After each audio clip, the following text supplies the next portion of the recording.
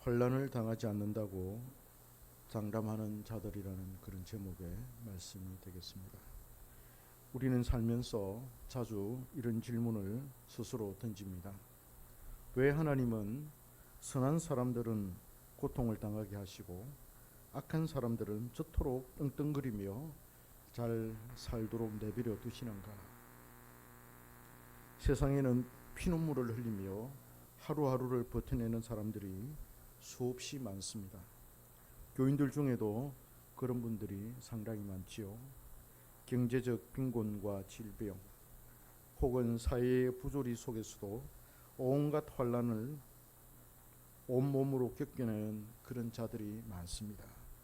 그런데 참 아이러니한 것은 우리 주변을 보면 마치 세상에 고난이란 아예 존재하지 않는 것처럼 뻔뻔하고 당당하게 살아가는 사람들이 있다는 거예요.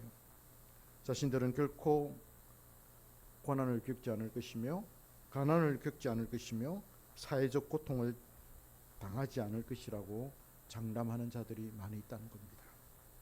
그들은 자기 능력과 권력을 믿고 큰 소리를 칩니다. 오늘 본문인 10장 6절은 그들의 속내를 이렇게 고발을 합니다. 그의 마음에 이르기를 나는 흔들리지 아니하며 대대로 환난을 당하지 아니하리라 하느니라. 다윗은 지금 악인들이 하나님의 백성을 괴롭히며 압제하는 현실 속에서 탄식을 하고 있습니다. 왜 악인들은 자신들이 대대로 환난을 비켜갈 것이라고 이토록 장담을 할까요? 왜 그들은 고난이 없는 인생을 살 것처럼 그렇게 교만할까요? 오늘 말씀을 통해 환난을 당하지 않는다고 장담하는 악인들의 세 가지 특징이 무엇인지를 살펴보고자 합니다. 아울러 악인의 형통 앞에서 흔들리는 우리 성도가 붙잡아야 할 그 진리가 무엇인지 함께 또 은혜를 나누고자 합니다. 오늘 본문은 하나님의 백성이 악인들에게 박해를 받을 때 숨어 계시는 그 하나님을 노래하는 시입니다. 악인들이 하나님의 백성을 괴롭히며 압제할 때 하나님은 왜 멀리 계시며 숨어 계시느냐고 한탄을 합니다. 그러면서 자신들을 괴롭히는 악인들의 특징을 소개하죠. 하나님의 백성들과 악인들의 삶의 명확한 그 차이를 드러내고 있습니다. 왜 악인들은 자신들이 대대로 환난을 당하지 않는다라고 그렇게 말할까요? 성경은 모든 인생은 고난을 겪게 된다고 말하는데 그들은 왜 스스로 환난과 상관없는 그런 사람들로 생각할까요? 실제로 우리 주변에는 마치 인생에 고난이란 아예 없는 것처럼 당당하게 살아가는 사람들이 있습니다. 사회의 고위직 또 전문직 거대한 자본을 손에 쥔 이들 중에는 평범한 이들이 겪는 고난과 질병, 삶의 서러움을 비켜간 자들이 많습니다. 물론 그들 중에는 타인의 아픔을 깊이 품어내는 그런 진중한 자들도 있지요. 그러나 미국 역사학자 마이클 샌들이 지적한 능력주의의 이 폐해처럼 자신이 가진 힘과 능력을 전적으로 내 노력의 결과로만 여기는 이들은 타인의 고통을 머리로만 이해할 뿐 하나님 앞에 무릎 꿇을 줄 모릅니다. 성경은 이들의 삶을 부러워하거나 억울해하기 전에 그 영적 실체를 직시해야 한다고 말씀하고 있습니다. 이들은 고난이 없어서 대단한 존재가 아니라 하나님을 두려워할 줄 모르는 무감각이야말로 가장 비참한 환난 상태에 놓여 있음을 영적으로 깨달아야 한다는 것이죠. 하나님을 두려워하지 않는 악인들은 우리 주변에 늘 있습니다. 그들은 사탄의 도구가 되어서 하나님의 백성들을 늘 괴롭힐 것입니다. 사사건건 하나님의 백성들을 간섭할 것입니다. 그들은 그들 자신의 힘으로 뭐든지 할 수 있다고 생각합니다. 그들이 가는 길에 하나님의 백성의 가치관과 인생관과 세계관이 걸림돌이 됩니다. 온갖 악을 동원해서 성공하고 싶고 힘을 기르고 싶은데 권력과는 전혀 상관이 없고 부자가 되고 성공하는 것과는 전혀 다른 세계관을 가지고 있는 사람들이 그들에게는 눈에 가시가 되는 거예요. 그래서 그들은 하나님의 백성들을 제거하려고 애를 씁니다. 여기에 영적인 전투가 있고 싸움이 있습니다. 자, 그러면 환난을 당하지 않는다고 장담하는 이 악인들의 특징을 살펴볼까요? 그들은 왜 이렇게까지 강한 확신으로 말하는지를 알아보도록 합시다. 첫째는 자신의 능력을 과신합니다. 마이클 샌들은 미국의 능력주의를 비판합니다.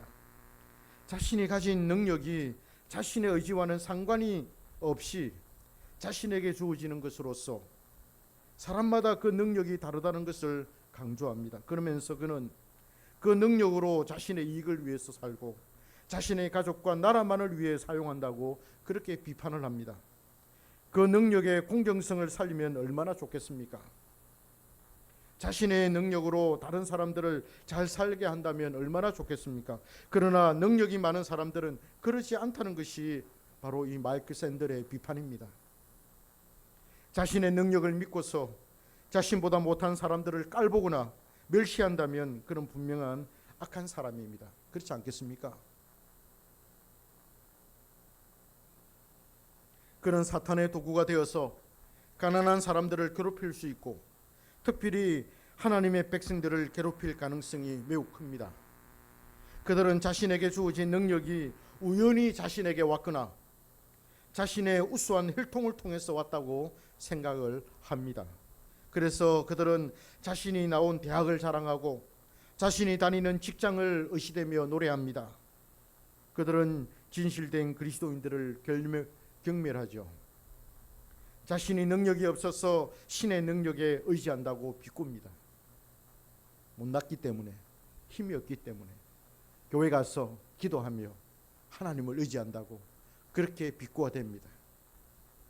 약하기 그지없는 비굴한 그리스도인으로 낙인을 찍습니다. 교회 안에 이런 사람들이 있지요. 겉으로는 하나님을 인정하지만 속으로는 가난하고 능력이 부족한 성도들을 멸시하는 그런 부자 교인들이 교회 안에 많이 있습니다. 두 번째로 우리가 이 사람들의 특징을 생각해 보면 그들은 하나님과 그 하나님의 역사에 대한 그릇된 이해를 가지고 있습니다. 우선 그들은 이 세상에 하나님이 없다고 주장을 합니다. 하나님의 백성들이 어려움을 당하면 내 하나님이 어디 있느뇨? 라며 조롱을 합니다. 네가 그토록 사랑했던 그 하나님이 네가 고통을 당하는데 어떻게 가만히 있느냐? 하나님이 없기 때문에 그런 거 아니냐? 네가 잘못 믿어서 그런 거 아니냐? 이렇게 조롱을 합니다. 네가 의지하고 믿고 있는 하나님은 도대체 뭐하고 계시냐? 졸고 계시느냐? 이러면서 조롱을 하죠. 비난합니다. 이것이 시편 42편 2절과 미가서 7장 10절에 동시에 나타납니다. 사람들이 종일 내게 하는 말이 내 하나님이 어디 있느뇨 하오니 내 눈물이 주야로 음식이 되었도다 라고 말하고 나의 대적이 그런 전에 내게 말하기를 내 하나님 여호와가 어디 있느냐 하던 자라 이렇게 미가서에서 말합니다. 그들은 하나님의 존재를 확인했지만 하나님이 살아계신다는 것을 믿지 않았습니다. 하나님은 사람이 만들어낸 한낱 개념에 불과하다는 것이지요. 오늘 본문 4절에서도 나타납니다. 악인은 그의 교만한 얼굴로 말하기를 여호와께서 이를 감찰하지 아니하신다 하며 그의 모든 사상에 하나님이 없다 하나이다 라고 그렇게 말합니다. 동영이는 하나님을 믿습니까? 하나님이 살아계심을 믿습니까? 동영이도 믿는데 이 사람들은 겉으로는 믿는다 하면서도 속으로는 하나님의 존재를 믿지 않는 것이죠. 그들은 또 하나님이 어찌알랴 지존자에게 지식이 있으랴 시편 73편 11절에서 그렇게 말하며 또 63편 5절에 이렇게 말합니다. 그들은 악한 목적으로 서로 격려하며 남몰래 올무놓기를 함께 의논하고 하는 말이 누가 우리를 보리요 그렇게 말합니다. 하나님이 없을 뿐만 아니라 자신들의 악행을 누가 보겠나? 누가 판단하겠냐? 하나님이 계시지 않는데 이 세상은 우연히 생겨난 것일 뿐인데 어떻게 우리의 악행을 누가 보겠느냐? 라는 것입니다. 그들은 이 세상이 우연히 생겨났다가 우연히 사라질 것으로 믿고 있습니다. 에피쿠로스, 성경 시대에, 예수님 시대에 있었던 에피쿠로스 학파가 믿었던 사상이 바로 이것입니다. 이 세상은 원자로 이루어졌는데 나중에는 이 원소가 분해되어서 사라질 것이라고 주장을 합니다. 그러니 금욕도 필요 없고 자신에게 주어진 삶을 최대한으로 행복하고 기쁘게 즐겁게 쾌락을 추구하며 살아라는 것입니다. 하나님의 존재를 부정하니 인생에 대한 하나님의 감찰이나 섭리나 심판을 믿지 않습니다. 그러나 신명기 29장 18절에 보면 이 저주의 말씀을 듣고도 심중에 스스로 복을 빌어 이르기를 내가 내 마음에 완악하여 젖은 것과 마른 것이 멸망할지라도 내게는 평안이 있으리라 할까 함이라. 여호와는 이런 자를 사하지 않으실 뿐 아니라, 이런 말씀이 나옵니다. 저주의 말씀을 듣고도 하나님을 두려워하지 않고 평안할 것이라고 장담하는 자들은 악한 자들이며 하나님께서 그들을 사하지 않으실 것이라고 말합니다. 분노와 질투의 불을 부으시며 성경에 기록된 모든 저주를 더하실 것이라고 말씀을 합니다. 그들은 모세가 이끄는 구약의 광야 교회의 교인들이었습니다. 그들은 하나님의 이적을 수도 없이 보았습니다. 그런데도 그들은 어째서 하나님이 없는 것처럼 그렇게 말하고 있습니까? 신명기 29장에서 그렇게 말한다는 것입니다. 참으로 아이러니합니다. 그들은 하나님을 믿지 않았습니다. 그 속에 하나님이 자리 잡지를 못했습니다. 성령으로 거듭난 하나님의 친백성들이 아니었습니다. 겉으로는 이스라엘 백성이었고 겉으로는 모세가 이끄는 공동체에 속한 그런 사람들이었습니다만은 성령의 인도를 받는 사람들이 아니었습니다. 그들은 같은 교회 안에서 하나님의 백성들을 괴롭힙니다. 다윗 세의 이스라엘도 구약의 교회였습니다. 그 백성들은 모두 그 교회의 교인들이었습니다. 그 거대한 교회 안에서 이렇게 영적인 싸움이 있었던 거예요. 하물며 오늘날 한국 교회는, 한국 사회는 어떠하겠습니까? 오죽하겠습니까? 하나님의 백성들이 타인을 통해 괴로움을 당할 때 그 괴로움을 주는 당사자는 교회의 교인들입니다.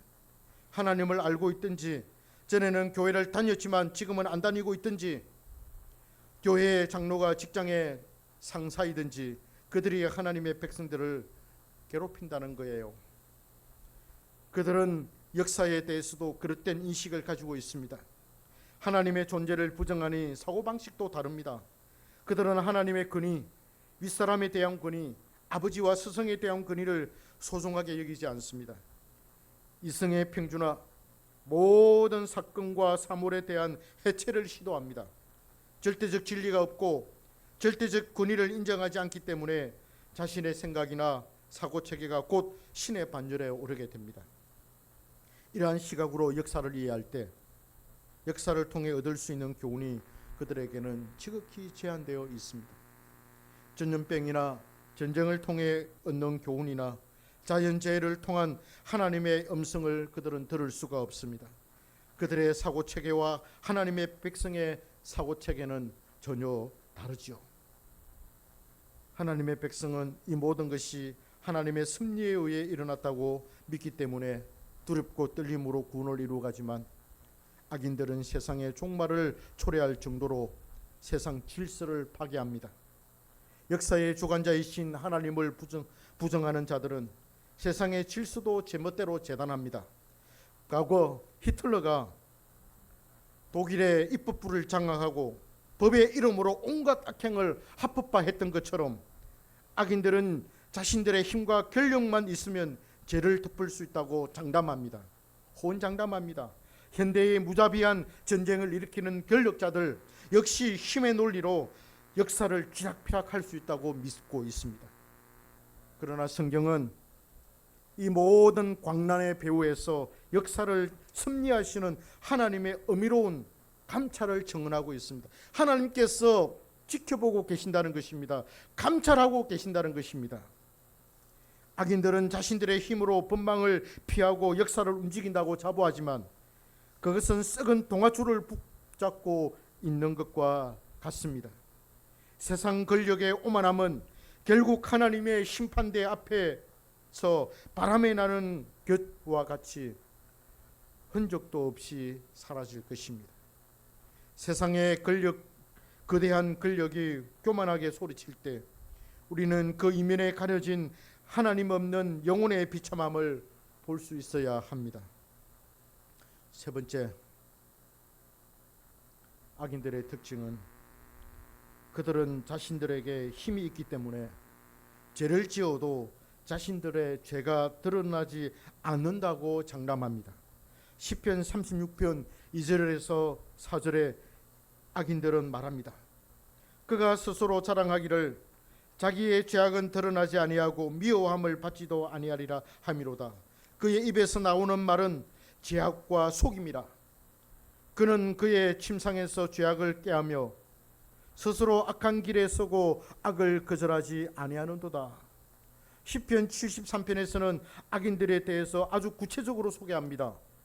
그들은 죽을 때의 고통이 없고 그 힘이 강건하며 사람들이 당하는 고난이 그들에게는 없고 사람들이 당하는 재앙도 그들에게는 없나니 볼지어다 이들은 악인들이라도 항상 평안하고 재물은 더욱 불어나도다. 성경이 그렇게 딱 꼬집고 고발하고 있습니다. 시인은 악인의 형통함을 보고 시험이 들어서 넘어질 뻔하였고 미끄러질 뻔하였다라고 말합니다. 거의 죽을 뻔했다는 거예요. 왜 이렇게 악인들이 떵떵거리면서 잘 살며 자기들은 고난을 당하지 아니하고 고통도 당하지 아니할 것이며 죄를 지어도 형벌을 받지 않을 것이라고 어떻게 그렇게 호언장담할 수 있습니까? 라고 하면서 그들의 삶을 바라볼 때 시험이 들어서 견딜 수 없었다, 그렇게 표현을 하고 있습니다. 그들이 얼마나 교만하고 포악하고 강포한지 혀를 지금 내두르고 있습니다. 우리 시대에도 죄를 짓고도 죄가 드러나지 못하도록 하는 자들이 많습니다. 오늘날 한국 사회도 그러합니다. 법망을 요리조리 피하여서 검찰에 기소하지 못하게 하고 검찰도 조사나 수사를 하지 못하게 합니다. 범죄의 정황들은 속속히 드러나고 있지만은 그것을 규명할 방법이 차단되어 있습니다. 무엇이 그것을 차단합니까? 힘입니다. 권력입니다. 법보다 더 큰 힘이 작용해서 법이 더 이상 효력을 발휘하지 못하게 하는 거예요. 법보다 더 큰 힘이 바로 권력이지요. 자신이 지닌 권력으로 법망을 피하고 자신이 연루된 범죄에 대해서 파헤치지 못하도록 힘으로 누르고 있는 거예요. 이것이 우리 사회의 각계각층에서 비일비재하게 드러나고 있습니다. 심지어 교회 안에서도 일어나고 있고 교단 안에서도 발생하고 있습니다. 이런 악인들에 의해 나라가 움직이고 교단이 움직인다면 우리는 뭐라고 말할 수 있겠습니까? 악인들이 득실되고 판을 친다면 하나님의 심판을 불러올 뿐입니다. 6.25 한국 전쟁을 이러한 맥락에서 우리가 이해할 수 있습니다. 해방 이후에 교권주의자들에 의해서 교단이 장악되었습니다. 소수파인 신사참배의 급으로 투옥되었던 자들이 추록해서 아무리 회개를 외쳐대었어도 그들은 콧방귀만 뀌었습니다. 오히려 회개를 촉구하는 소수파를 쫓아내었습니다. 축출했습니다. 나라는 또 어땠습니까? 이승만 정부는 친일파를 정리하지 못했고 일제의 부역자들을 자신의 정부의 요원으로 사용했습니다. 그러니 정통성도 힘을 잃었고 정치의 난장방 속에서 폭력과 무질서가 난무했습니다. 신탁 통치 반대와 함께 남과 북이 갈라져서 정치의 소용돌이에 휩싸이게 되었습니다. 정치인들은 폭력배들을 동원해서 정적들을 제거했고 주먹이 센 사람들은 권력을 가지는 그런 형국이 되었습니다. 이러한 때에 바로 한국 전쟁이 일어났습니다.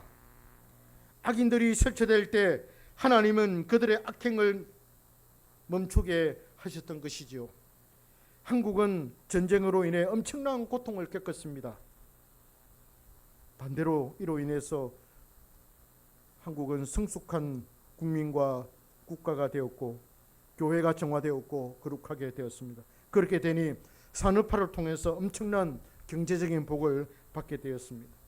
우리는 이러한 역사 인식을 가질 필요가 있습니다. 하나님께서 대한민국의 역사를 주관해 오셨고 이 세상의 역사도 주관해 가신다는 그 사실을 우리는 믿어야 합니다. 악인들이 자신들의 능력으로 아무리 자신의 악행을 숨긴다 하더라도 하나님은 백주대낮에 낱낱이 그들의 재상을 드러낼 것입니다. 결국 그들은 망하게 될 것입니다. 시편 1편 4절과 5절에서 말하는 것이 그대로 적용이 됩니다. 악인들은 그렇지 아니하며 오직 바람에 나는 개와 같도다. 그러므로 악인들은 심판을 견디지 못하며 죄인들이 의인들의 모임에 들지 못하리로다. 할렐루야. 악인들은 자신들의 능력으로 자신의 죄악을 숨기지만 하나님은 그들을 심판하여 세상 한복판에 그들의 재상을 드러내어서 수치를 당하게 하시며 그들로 하여금 책임을 지게 하실 것입니다. 하나님은 이 세상을 심판하시고 한 사람 한 사람의 행적도 곧 심판하실 것입니다. 시편 7편 8절에서 말합니다. 여호와께서 만민에게 심판을 행하시오니 여호와여 나의 의와 나의 성실함을 따라 나를 심판하소서. 시편 73편의 시인은 악인들의 행통함을 부러워하였지만 결국 그들의 종말을 알고서 하나님을 찬송합니다. 하나님의 성소에 들어갈 때에야 그들의 종말을 알았나이다. 주께서 참으로 그들을 미끄러운 곳에 두시며 판밀에 던지시니 그들이 어찌하여 그리 갑자기 항폐되었는가. 놀랄 정도로 그들은 진멸하였나이다. 영원히 살 것 같았고 영원히 지속될 것 같았던 그들의 권력이 하루아침에 사라졌음을 말합니다. 말씀을 맺겠습니다. 악인들은 환난을 당하지 않는다고 호언장담하지만 실상은 그렇지 않다는 것이 성경의 주장입니다. 일시적으로는 그들이 흔들리지 않고 대대로 환난을 당하지 않는다고 주장하지만 어리석은 말일 뿐입니다. 인생에 대한 정확한 이해도 없고 역사 의식과 인식도 잘못되었습니다. 그러니 그들은 자신의 부귀영화가 대대로 이어질 것이라고 말하는 거예요. 그러나 실상은 그들의 말처럼 그렇지 않습니다. 하나님은 이 세상의 모든 사람을 심판하십니다. 역사를 심판하시고 악한 나라도 심판하십니다. 전쟁을 일으킨 푸틴과 러시아를 심판하실 것이고 침공을 당한 우크라이나도 지금 심판을 당하고 있는 것입니다. 그러나 하나님은 그들의 나라를 위로하실 것이고 상처난 곳을 싸매어 주실 것입니다. 환난을 당하지 않는 사람은 아무도 없습니다. 그가 설령 이 세상에서 화롭게 살고 명예와 존귀함 속에 살았다 하더라도 죽음 이후에 더 무서운 심판을 당하게 될 것입니다. 하나님의 백성들은 악인들로부터 괴로움을 당할 때 두려워하지 말아야 합니다. 참고 견디며 영적으로 싸워야 합니다. 말씀으로 굳게 서서 기도로 싸워야 합니다. 견디다 보면 어느샌가 그들의 자취는 사라지고 없을 것입니다. 시편에서 그것을 말하고 있어요. 견디는 자가 이기는 자입니다. 강한 그가 바로 강한 자입니다. 직장에서 얼마나 많은 신실한 그리스도인들이 괴로움을 당합니다. 그러나 하나님의 능력을 믿고 견딜 때 그는 곧 강한 자입니다. 일시적으로는 연약한 것 같고 비굴한 것 같고 비참한 것 같지만 조금만 지나면 더 강하고 더 넓은 곳에 우리는 우뚝 서게 될 것입니다. 할렐루야. 바로 그가 강한 자입니다.